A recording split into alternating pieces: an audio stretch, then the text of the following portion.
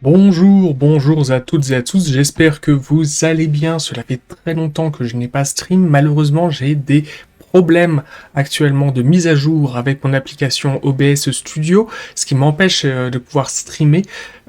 Et également, j'ai des problèmes en fait de jonction entre OBS Studio et mon outil BlueStack qui me permet d'avoir les différentes applications uniquement disponibles sur téléphone et tablette. Donc voilà, sur cet outil. Et du coup, c'est la galère. C'est vraiment la galère pour pouvoir réussir à faire passer à ce qu'il considère cette application comme étant un outil qui peut diffuser. Bref. C'est pas grave. Je m'organise, je trouve des solutions. On poursuit l'analyse des War Scrolls des Stormcast Eternal avec cette fois-ci Vandus Hammeren. Vandus Hammeren, pour la petite histoire, c'est le chef de la première chambre d'assaut. On sait que les Stormhost des Stormcast Eternal sont donc les hosts de quoi, des tempêtes sont rangées en chambres. Donc nous avons différentes chambres. La plus connue finalement, c'est la chambre sacro-sainte, puisqu'elle a été clairement officiellement mise à l'honneur dans la V2 d'Age of Sigmar comme étant l'armée vitrine des Stormcast Eternal. Mais en fait, donc, lorsque dans la V1, nous avions le premier bataillon avec Vandus Hammerend, il était présenté comme étant le général de la première chambre d'assaut des Hammer of Sigmar. Et en fait, la chambre d'assaut, c'est littéralement tout ce qui retrouve, pas les troupes de base, mais en fait, tout ce qui compose quasiment, on va dire à peu près, 70% d'un Stormhost. Donc ça va être les Libérators, les Judicators, les... comment ils s'appellent, et les Prosecutors, donc ceux qui volent avec leurs petites ailes. Ça, ce sont en fait, ces trois unités sont en fait à l'origine ce qui était la grande majorité des troupes de... Ça, c'est la chambre d'assaut en fait. C'est vraiment les premières troupes qui sont là pour prendre le terrain. Une troupe de corps à corps efficace et tanky, une troupe de tir particulièrement redoutable, et une troupe rapide pour faire tout ce qu'on attend d'une troupe rapide, à la fois un peu polyvalente et capable de se déplacer très rapidement, etc. Et c'était le concept initial. Donc voilà, Vandus Hammeren n'a jamais été présenté comme étant le Lord Commander, qui était déjà un terme qui était présent dans le premier livre. Non, il est le général, le Lord Célestin de la première chambre d'assaut. Donc ça veut quand même dire qu'en fait, en vrai, dans son lore, il ne rend des comptes qu'à son Lord Commander. Donc actuellement, Bastian Cartalos, qui est donc le Lord Commander, en fait, Vandus Hammeren, c'est son Bastian Cartalos, c'est son seul supérieur. À proprement parler, puisque en fait maintenant on sait aussi qu'il y a tout un système d'échelons de commandement au sein d'un Stormhost où certains héros, certaines unités telles que le Lord Castellan peut se retrouver avec énormément d'autorité au sein du siège même du Stormhost. Mais c'est juste en fait un Lord Castellan, mais c'est juste parce qu'il est le Lord Castellan numéro 1 du Stormhost, et qu'en fait son rôle est en fait d'être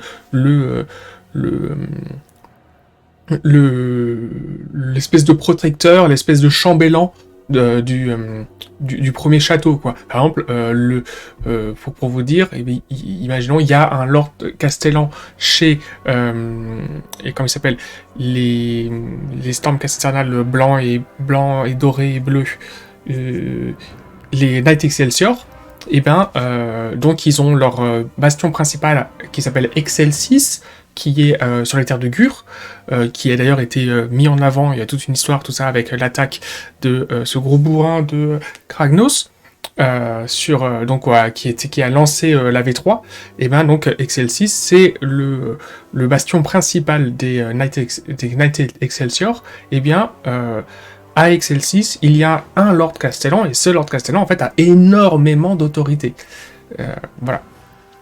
Il participe au conseil de guerre et tout ça, beaucoup plus que n'importe quel autre Lord Castellan qui sont en fait des accompagnateurs d'armée ou enfin des conseillers de Lord Célestan ou juste des grands officiers qui sont dans un petit château, un petit truc qu'il faut protéger par-ci par-là. Bref, pas la peine de faire plus de lore sur le sujet, même si c'était sans doute très intéressant. Je voulais faire une toute petite remarque précédemment, dont je me suis rendu compte que je n'avais pas parlé sur justement Bastian Cartalos. Bastian Cartalos, on avait vu qu'il effectivement il avait il a une très très bonne arme, il a un très bon marteau. Qu'est-ce que je fais? Comment je fais? Est-ce que je retourne sur la page web? On va faire ça, on va aller sur la page web pour vous venez de le voir dans la vidéo précédente, mais alors, non, comme par hasard, c'est pas cette page-là. Voilà. Hop, donc là, boum. On va faire comme ça, on va aller... ça, je vais garder... nouvelles figurines d'Eldar, elles sont trop belles. Même si je joue pas du tout Eldar. Enfin, vous me direz, je joue pas du tout au Warhammer 40 000. Mais c'est pas du tout sur les Eldar que je me projette. Bastian, il est là, j'avais même pas besoin de... Voilà. Donc, Bastian, il a un super marteau qui tape trop fort, et puis les gens, ils sont en train de pleurnicher parce que, de prime abord, il tape plus fort que le marteau du Célestan Prime.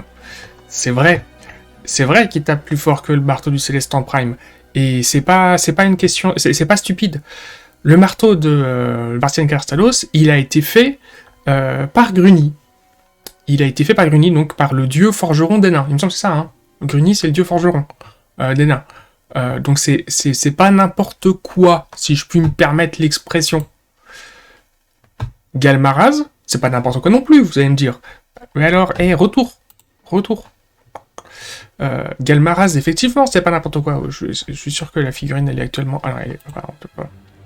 C'est effectivement pas... Hop. Montre-nous une jolie image. Voilà, Galmaraz.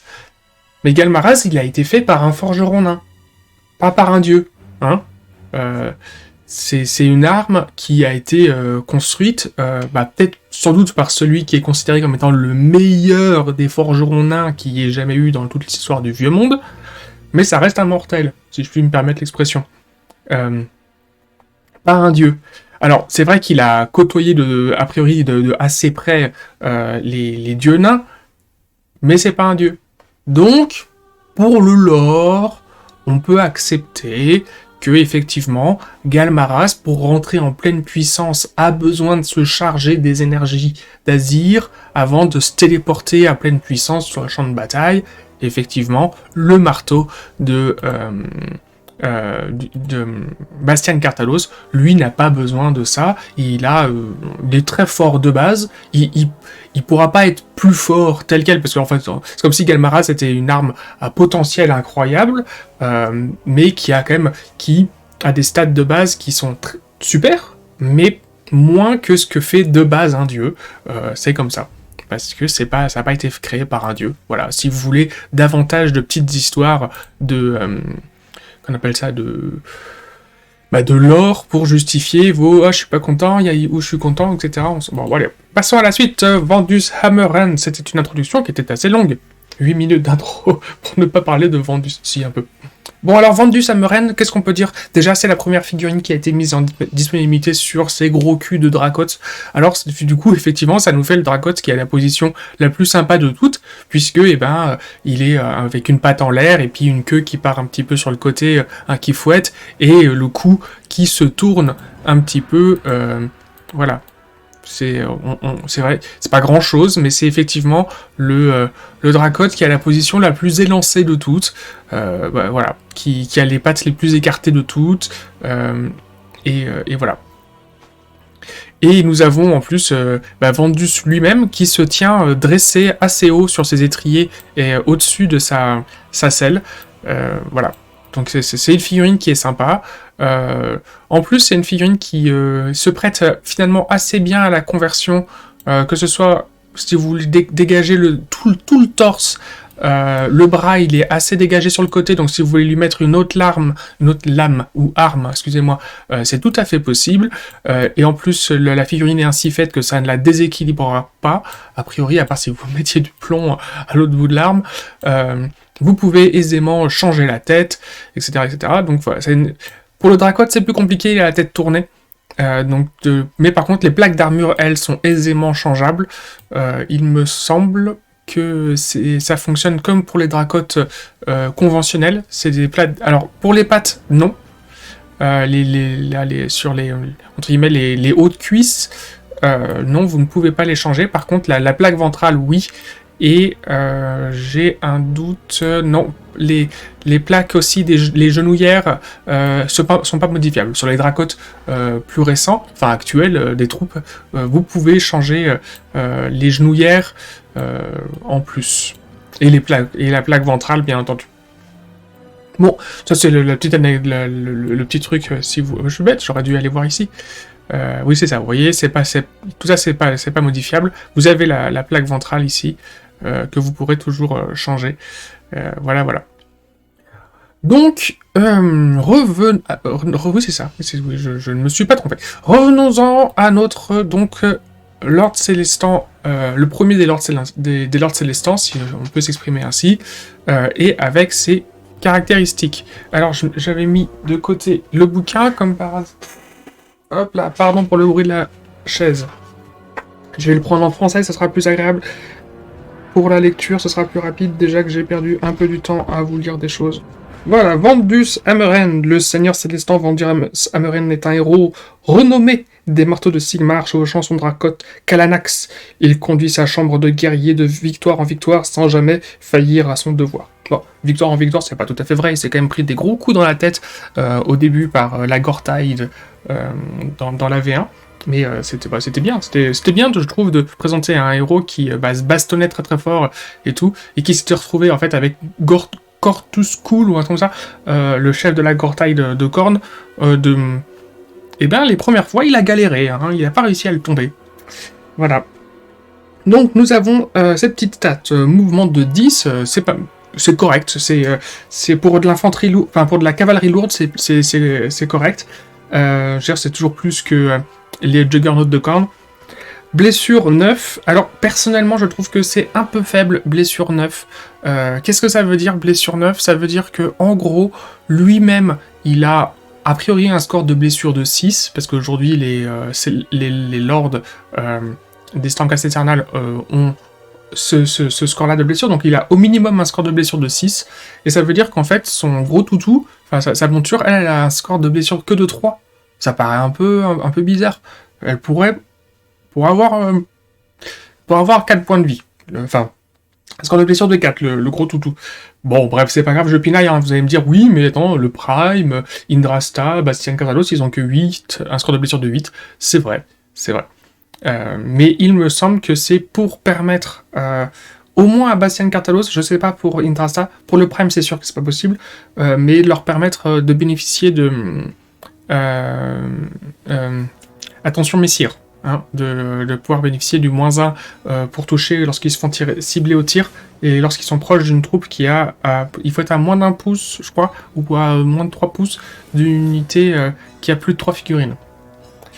Bref, bravoure de 10, bon bah c'est normal, tu vois, vous allez me dire, les troupes, les héros qu'on a vu avant avaient aussi une bravoure de 10, il n'y a pas de raison que le premier Lord Célestant de la chambre d'assaut des Hammer of Sigmar n'ait pas lui-même une bravoure de 10. Sauvegarde de 3+, c'est devenu quelque chose qui, vous allez voir, chez quasiment tous les héros Stormcast Eternal ont une sauvegarde de 3+.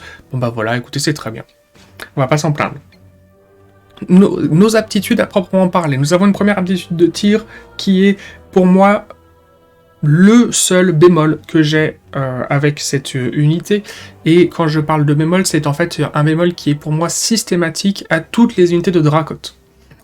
Et c'est pour moi en fait notamment quelque chose que j'ai pas très bien exprimé plus tôt dans la vidéo sur Bastien Cartalos par rapport au fait que j'étais pas content par rapport à la compétence Castellan d'Azir qui permet de repositionner des troupes.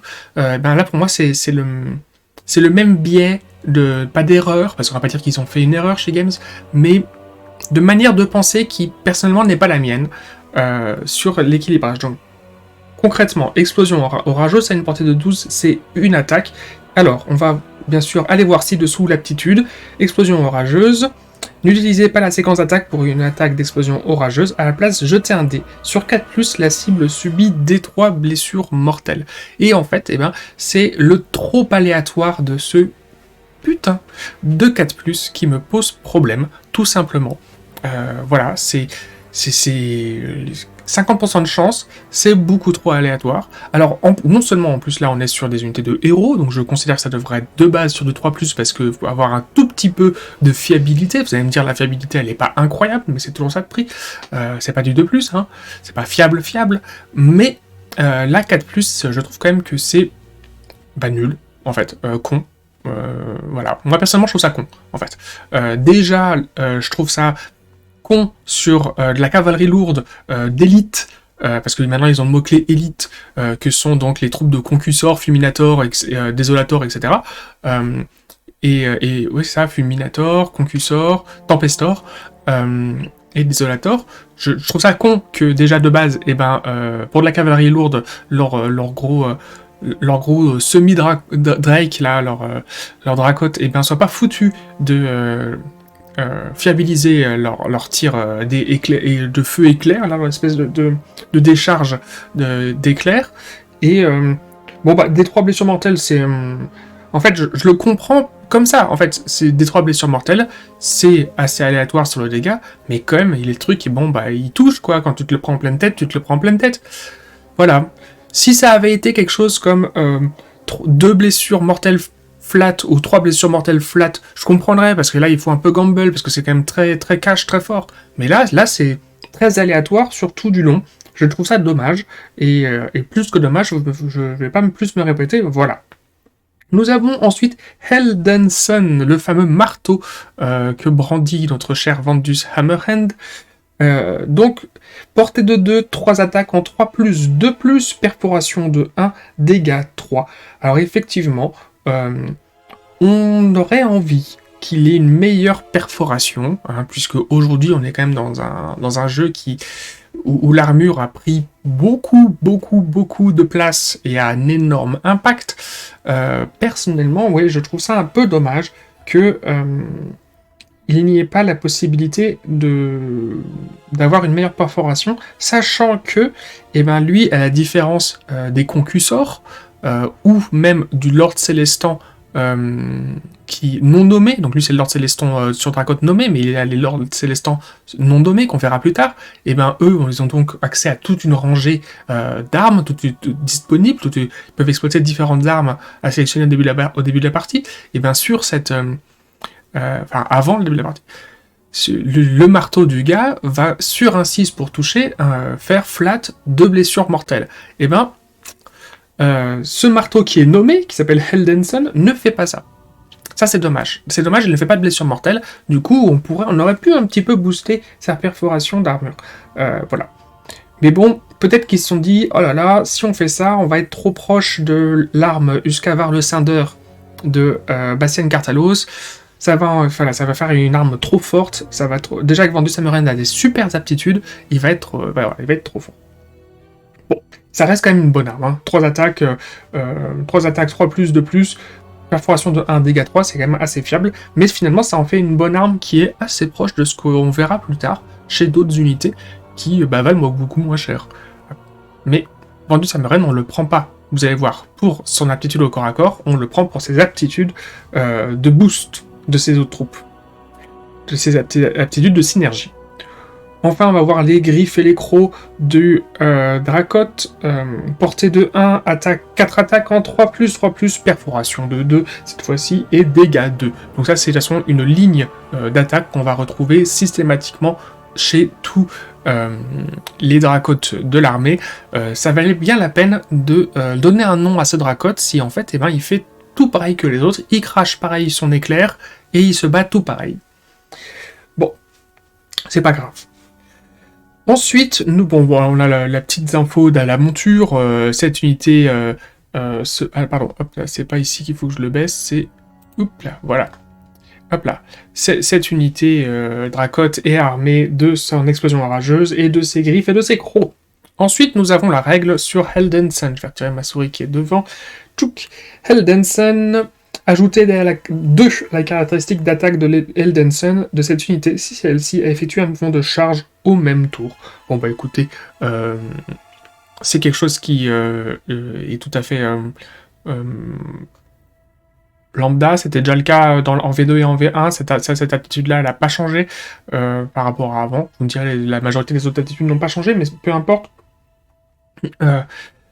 C'est toujours ça de prix, on aurait pris en plus un petit plus 1 en pénétration d'armure, mais je me répète encore, c'est pas grave, comme je vous l'ai dit, c'est un petit bonus. Si vous faites charger du Hammerhand, vous n'oublierez pas que vous avez un plus dans l'attaque, parce qu'on a quand même une arme qui cogne correctement, mais sinon, eh bien, c'est pas grave, il supportera les charges, il a une sauvegarde de 3+, c'est vrai que c'est une unité nommée, vous pouvez pas lui mettre de ward ou de trucs comme ça, mais vous pourrez le booster avec un petit sort de protection, des choses comme ça. Bon, on l'aime surtout pour les deux aptitudes qui suivent, Lord of the Hammerhand et Vengeful Determination.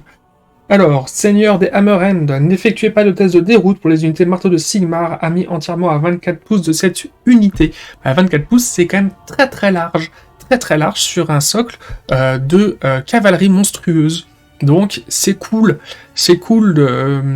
maintenant qu'on est dans une V3 un peu plus équilibrée, je trouve, en ce qui concerne la phase de déroute, eh bien, comme on ne peut protéger qu'une seule unité de la déroute, et bien là, on va vraiment pouvoir avoir, grâce à cette option que nous apporte Vandus Hammerhand, nous protéger assez efficacement. Comme je vous dis, 24 pouces, c'est très large sur le champ de bataille.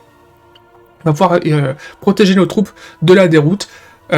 Et c'est très intéressant pour deux choses, parce que, eh bien, chez les Hammer of Sigmar, les troupes, montées sur Drakon peuvent être prises en troupes de ligne, que vous les jouiez juste en binôme de base, ou que vous montiez les unités par 4, alors ça prend de la place, parce que c'est de la cavalerie monstrueuse, eh bien, la phase de déroute, vous avez absolument pas envie de perdre une unité connement comme ça à la phase de déroute, donc pas de risque avec Vandus Hammerhand, vous perdrez pas vos troupes du tout. Donc pour ça, rien que pour ça, c'est cool. Et l'autre chose qui fait que on aime bien Vandus Hammerhand chez les Hammer of Sigmar, vous direz, on n'a pas le choix, il est Hammer of Sigmar. Et bien c'est parce que les Hammer of Sigmar ont des bonnes synergies autour des troupes dites Redeemer. Donc c'est en français rédempteur. Tout simplement, ils ont leur règle de base qui fait que Marteau de Sigmar, les unités Marteau de Sigmar a mis entièrement à 12 pouces, à 12 d'un objectif pour une protection de 6+. Ah pardon, ça s'applique à tout le monde, tant mieux, c'est pas que au rédempteur. Ah bah comme ça, voilà, vous mettrez Vandus Hammerhand à 12 pouces d'un objectif, il aura une ward de 6+, voilà. Il aura gagné sa ward, comme ça. Mais aussi parce que tout simplement, Vandus Hammerhand lui-même a une excellente aptitude qui est bien meilleure qu'en V1 et en V2. Une fois par tour au début de la phase de combat, vous pouvez choisir une unité rédempteur marteau de Sigmar ami entièrement à 12 pouces de cette unité. Ajoutez 1 à la caractéristique d'attaque des armes de mêlée de l'unité choisie jusqu'à la fin de la phase concernée. Donc c'est quand même assez fort, surtout. Alors, moi, personnellement, je me dis, c'est couillon, ils auraient pu le mettre sur, leur mettre le mot-clé et rédempteur, et, comment ils s'appellent, les dracotes, c'est quoi leur mot-clé aux dracotes? Dracotes, voilà, tout simplement. Les unités rédempteurs ou dracotes, comme ça, on aurait pu rajouter le petit bonus sur les unités Dracotes. Je pense que ça aurait été très cool de voir Vandus Hammerhand chargé avec 2 unités de chaque côté de lui avec l'une des unités plus une attaque. Ça aurait été très classe. Malheureusement non. Après, en termes de lore, c'est logique. Vandus Hammerhand, quand il est arrivé directement sur le champ de bataille avec sur le dos de son Dracote, il dirige une chambre d'assaut, la première chambre d'assaut, et la première chambre d'assaut à l'origine n'avait pas de Dracote dans ses rangs. Le Sigmar a justement ouvert la chambre Tempeste, je sais plus quoi, avec l'arrivée des Dracotes et des Stormdrake, parce que, justement,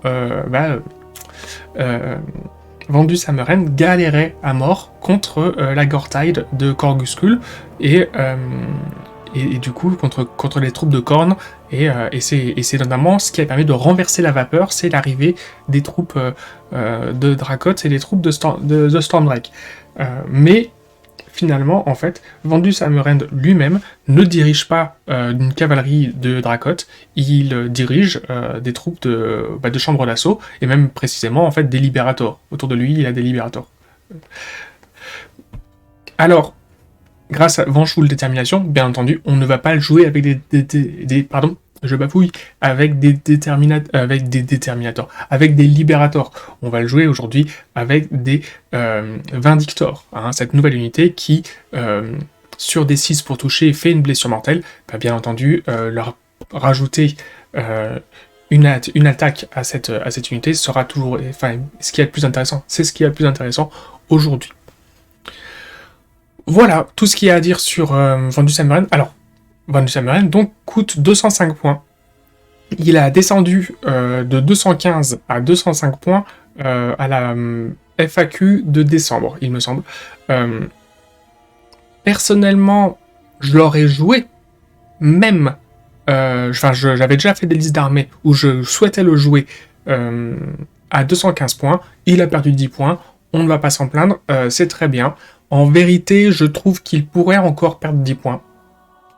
Personnellement, ou 5 points symboliques. Parce que, il y a des petits trucs. Comme je vous dis, lui-même manque d'impact. Fort heureusement, il a ces 2 super aptitudes. Lord of the Hammerhand et Vengeful Determination. Donc, le fait de pouvoir immuniser les troupes complètes entièrement à 24 pouces au Battle Shock, au test de déroute, et le fait de pouvoir ajouter un +1 en attaque. Sachant que l'intérêt de Vengeful Détermination, c'est une meilleure aptitude que ce que ce n'était en V1 et en V2. Alors, ça a toujours été une aptitude qui boostait la caractéristique d'attaque de mêlée. Je pense que si en V1 ou même en V2, ça avait été une aptitude qui avait boosté n'importe quel type d'arme, ça aurait été beaucoup trop fort, et il aurait été systématiquement joué avec une unité de Judicator. Aujourd'hui, ce serait pareil. Mais, ok, on l'accepte, c'est très bien. Lui-même étant une troupe de corps à corps, et il dirige a priori dans son lore plutôt des unités de Libérator. Ok, il est là pour booster des troupes au corps à corps. Mais avant, c'était une aptitude de commandement, il fallait dépenser un point de commandement pour pouvoir le faire. Aujourd'hui, il n'y a plus besoin de dépenser de points de commandement, il le fait automatiquement. Ça, c'est des choses que on n'en a pas beaucoup des règles comme ça dans toutes les armées. On est toujours content de pouvoir les prendre. On a vu que ce soit avec Indrasta, que ce soit avec Bastian Cartalos ou avec Vandus Hammerhand, on a 3 unités nommées qui sont dans ce pool. Alors, pour Indrasta et Bastian Cartalos, ils sont mis en comparaison avec le Célestin Prime dans ce pool de 300 points. 325 et 320 et 325 points pour les 2 autres. Et on a ici Vandus Hammerhand à 205 points. Je trouve personnellement qu'il y a des combos intelligents ou intéressants à aller chercher avec Vandus Hammerhand. C'est vrai que en fait, son intérêt, c'est qu'il va vous apporter beaucoup de synergie très intéressante pour un coût en fait en points qui est assez négligeable. 205 points pour 2000 points d'armée, c'est assez négligeable. C'est clairement un choix qui se fait beaucoup plus facilement que d'aller chercher un héros qui va coûter 300 points. Après, fort heureusement, que ce soit à nouveau les 3 héros que je viens de citer, pardon, les 300 points, c'est aussi un choix qui se fait. Après, la question, c'est qu'est-ce qui va se passer si je décide de additionner ces héros qui peuvent coûter un peu cher. On va voir dans la suite des vidéos que des héros, on en a beaucoup chez les Sanctuaires Infernales. Ils sont pas tous utiles, mais il y en a quand même beaucoup qu'on a envie d'utiliser. Donc, voilà. Aujourd'hui, j'ai entendu sur les reviews faites par des experts, je crois, c'était